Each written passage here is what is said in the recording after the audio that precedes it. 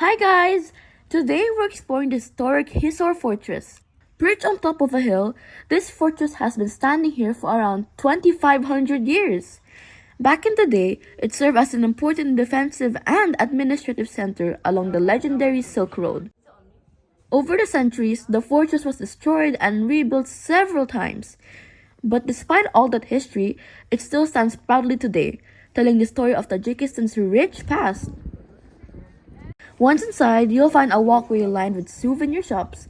It's part of the effort to develop the area into a tourist destination. There's even a nearby field where visitors can try horseback riding, which adds to the cultural experience. But the real highlight is at the highest point of the hill. Visitors climb the hill to reach what is believed to have been the citadel or watchtower of the fortress. This was where guards kept watch of approaching enemies or for caravans along the Silk Road. And the climb is definitely worth it.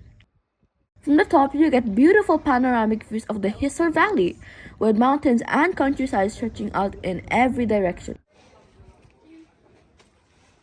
Just outside the fortress, on the right side, you'll find the new madrasa, a historic school where students once studied religion and scholarship when Hisor was an important cultural center.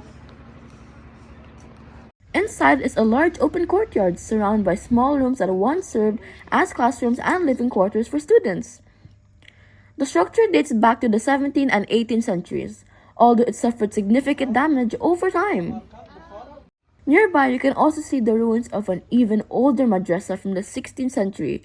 Teaching continued here until 1921, and today some of the remaining rooms have been turned into a museum about the fortress and its history.